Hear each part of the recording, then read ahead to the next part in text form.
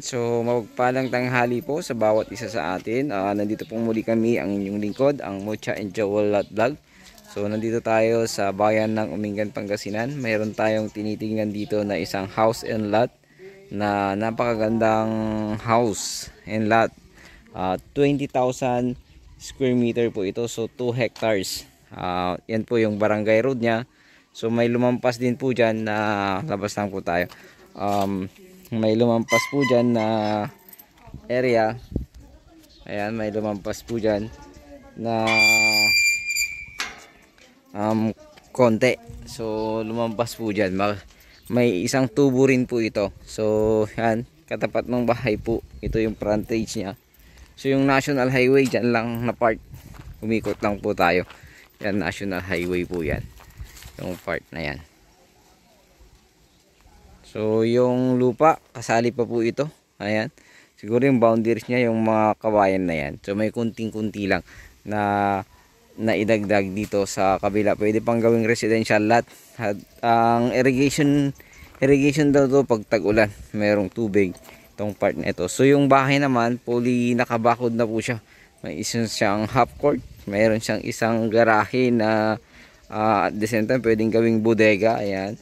Tapos ito naman yung pinakagarahe po nila. At ito po yung front ng bahay. Mayroon pong avocado rito na isa. At ito po ay may swimming pool. So napakagandang bahay. Kung makikita nyo po, ito po yung garahe po nila. Tapos yung bahay. So may 4 na kwarto po ito. Lahat po naka-aircon po ito. Lahat po naka-aircon. At ito po yung balkonahe. Yan, balkonahe niya. So babalikan natin yan. Dito lang tayo sa likod muna. So ito yung kwarto, 1, 2, 3. Tapos sa side, bali 4 po ito na kwarto. So tingnan natin kung baka tayo, ikot tayo. Baka ano niyo ko ng aso. So ayun po. Tingnan natin yung swimming pool muna. So ayan, yung avocado po nila. So ito po naman po yung pinaka harap po ng ating seller. So mayroon siyang tanim na ganito. Mayroon din isang kubo. Ayan, may kubo po siya. May kubo pa sa likod. Tapos ito naman yung parang dirty kitchen ng swimming pool. Mayroon daw kasamang aso ito pagdating ng pag nabili nyo. Mag-iiwan siya ng aso. Nakakatakot pumahol. Hindi naman nangangagat pero syempre nakakatakot pa rin. Ito yung dirty kitchen naman. Dirty kitchen. Tapos yan yung deep well nila. 2 poso pala yan. 2 poso. Yung isa nakakabit sa power pump. Tapos isa naman hindi. Sa electric tong isa. Ayan. Electric. Tapos isa power pump. Siguro papunta ito sa swimming pool dito. So yan. Ganyan po siya. Tapos ayan po yung swimming pool nila. So tingnan natin ito naman dito sa labasan nung side. Ayan. Andito yung sala, andito yung So may isa pa palang kubo dito. Ayan, may isa pa palang kubo. So bali 2 yung kubo nila. May 2 ding bahay yung para sa katulong.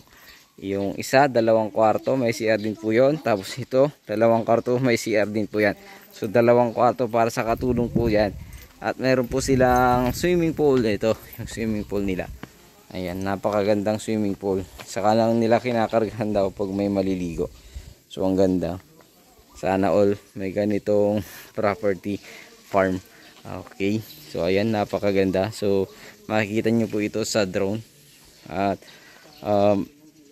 yung mga buko. May talisay. So, silipin natin yung likod. Ayan, kulungan ng aso. Mag-iwan daw si tatay ng aso pag nabili nyo to. Ayan, so meron ding pwedeng gawing garden dito sa likod ng bahay. Ayan, napakaluwang. So pag nagpapatubig si tatay, parang galing pa dito or galing sa swimming pool yan, tay? Mayroon sa likod. May deep well pa sa likod. Yan yung bahay ng kambing ko yan. May bahay pa po ng kambing. Kaya pala nakabakod to. Alagaan ng kambing. Yan, may alagaan ng kambing si tatay. Maluwang po dito. Maluwang. Tsaka Ayan. yung mga bakod niya, matataas ang bakod. Mataas yung Safety. bakod. Tingnan mo yung bakod niya, oh. Paikot. Safety. Ayan. Taas ang bakod. Ayan, may kalamansi. Ayan yung bakod, Ayan, napakataas. taas. Ano ba tawag dyan? Pakak ba yan? Pakak Pakak yan. yan, pakak. So ito yung rice land ni tatay. May deep well dyan, oh. May deep well po yan. Oh. Ayan yung deep well niya. Yung sa harap mayroon din. So pag ganun po yan, padiretso. May sibuyas si tatay ngayon. Parang hindi mo na nalagyan ng tubig yung sibuyas mo tayo. Ganyan talaga yan. May kaka-ano lang, Kaka-harvest. spray lang eh. Kaka-spray, so hindi mo pwede. Kamaisan, mais pa yan. So yung mais, may mais din si tatay dyan. Tapos mga sibuyas. Ayan po yung mga tinanim ni tatay. Mais tayo, sa'yo din yung mais dun sa side na doon. Iba na yan. Yung katapat ng bahay, yun lang yung lupa. Yung katapat ng bakod, yun lang yung lapad. Ayan, yung mais na yan, dulo niyan. Yung mais doon. So makikita nyo yan sa drone mamaya. So yung makikita nyo po yung pinakadulo nito. So napakagandang farm po ito kasi 20,000 square meter. Nakapangalan po mismo sa ating seller. So pangalan mismo ni tatay at ni misis nyo tayo. So ayun, silang dalawa. Malinis po yung title, wala po tayong magiging problema. At the same time, napakaganda po ng bahay. Tara, balikan po natin. Dito mo tignan. Ayan lang, oh. Ayan, ang ganda po ng bahay ni tatay. Ayan. Hindi po napapabayaan. Kumbaga naabutan nga namin, naglilinis si tatay. Ayan, so tara, balikan po natin sa harap. At pakita ko tong alagaan ng kambing ni tatay. Ayan. Ano pa pag ano ng baboy doon sa likod? Meron pa daw pag-alaga ng baboy dun sa likod para kung mag-alaga ka. The same time yung labasan ng tubig ng swimming pool pala yung nandun. So ayun, napakaganda. Meron ding lalagyan ng mga kahoy si tatay pag gusto niyang magluto ng kahoy. Ayan. Pinabibigay ko na sana nung sabi. Pinamimigay. Wag dahil gagamitin. Oo, sayang mas masarap ang luto ng kahoy tayo eh. Ayan, so dito nagpunta tayo doon kanina pero nakakatakot din kung kumahol yung aso. Ayan, ang ganda po ng bahay. Ito yung master bedroom. So pinabidyo ko na po kay tatay yan. Ko na lang, idadagdag ko po dito sa vlog mamaya. Yan, yung aircon. With aircon po lahat, 4. Master bedroom, centralized sa may centralized din siya sa sa sala. Wala. Sa kwarto lang. So napakaganda rin ng kanyang bugombilya. Ayan. Ayan, ito po yung kanilang bahay sa loob. Ito po yung kainan. Yan po yung kusina. Ito po yung kusina. Pasensya na po kayo. Ito po ay video po ng apo. Hindi po tayo pinapasok. Kaya voice over lang po itong ginamit natin. Yan po yung kusina. May mga stove. May mga gamit po daw dyan na matitira. Depende po sa gusto pong itira ng ating seller. Ito po yung CR po nila dito sa bahay. Yan yung CR, pinaka CR po.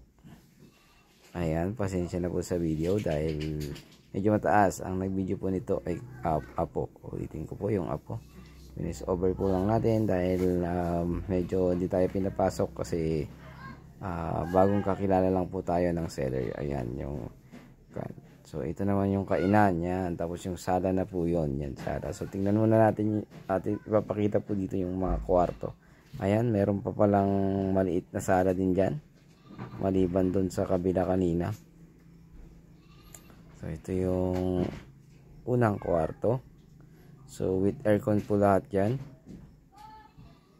Ayan yung unang kwarto po ito. So yun, may aircon po siya. Centralized aircon.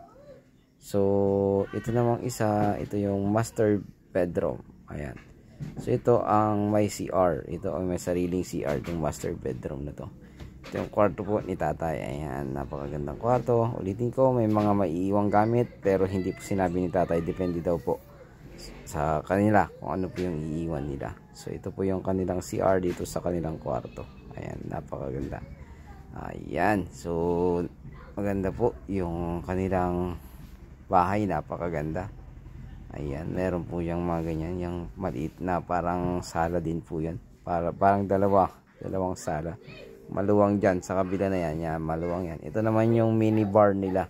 Hindi masyadong pinakita po nung nag-video yung mini bar. Ayan. May mga cabinet dyan. May mini bar po ito. Doon sa katapat ng kainan. Pagpasok kanina hindi lang naipakita. Ito po yung sala na maluwang na sala. Yung pagpasok mo sa main door, yan po yung bubungan. Ayan. So, yan yung pangalawang kwarto, yung nakasarado po kasi yan. Hindi yung isa yung nalampasan kanina. Ito yung pang-apat na ito. Pang-apat na kwarto na ito. So, ayan. Ayan. So, ganyan din po yung kwarto. Tulad ng dati, naka-aircon pa rin. So, apat na kwarto po yan. Naka-aircon lahat. So, ang kagandahan pa ay fully furnished talaga yung bahay. Tapos talagang alagang-alaga po. Talagang pinapalinis. Hindi po siya basta-basta yung bang pag walang nakatira marumi. Basta iyan po ay lagi daw pinapalinis. Ayun, sana magustuhan nyo po ito, sir, ma'am. Sa mga buyers po natin na nagpapahanap ng ganito, yung maluwang na bahay at may malaking farm. Ito na po yung hinahanap nyo, ma'am, sir. Sana magustuhan nyo po ito. At napakaganda.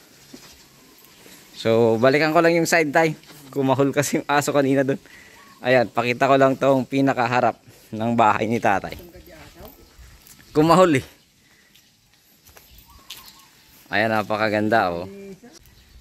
So, ito po ay may halagang 12.5. Sagot nila ang CGT. May half court.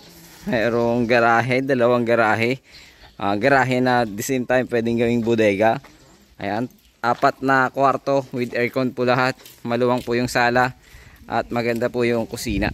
So may mga gamit daw po na matitira. May mga gamit daw po na kukunin.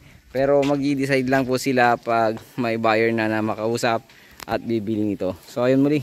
Maraming salamat po sa panonood ng aming vlog. Ulitin ko. Ito ay bayan ng Umingan, Pangasinan. At may sukat na 20,000 square meter o 2 hectares. House and lot, napakagandang bahay, may swimming pool, may dalawang kubo, may dalawang bahay po na sa mga kasambahay o kasama sa bahay, at mayroon po siyang dalawang deep well sa loob, dalawang deep well, isa sa likod din, tapos isa sa harap. So apat na deep well po ito. So may kuryente na. Ayan. Wala pang internet dito tayo. So wala pa yatang internet dito sa, pero parang meron na. So ayun, may isang avocado, may mga tanim din sa likod at may alagaan ng kambing at mayroong bahay ng aso. So napakagandang investment po nito. 12.5 million, sagot po nila ang CGT. Kapangalan po kay tatay at nanay. At wala pong extrajudicial settlement. Muling maraming salamat. Sana pag napanood nyo ito at gustong nyo itong bahay na to, pakitawagan po ako agad dahil marami pong buyer na nakakausap si tatay dito at unahan daw po, yun ang sabi niya. So ayun, wag po kayong mag-atubiling, tawagan po ako sa aking numero dito sa nasa screen. WhatsApp or Viber, isang number po yan, at sa aking Facebook account. So ay muli, maraming salamat. God bless you all. Huwag niyo pong kalimutang mag-subscribe and like and share po. Lalo sa mga bago po sa aking munting channel, paki-like, share and subscribe po ako. Thank you so much.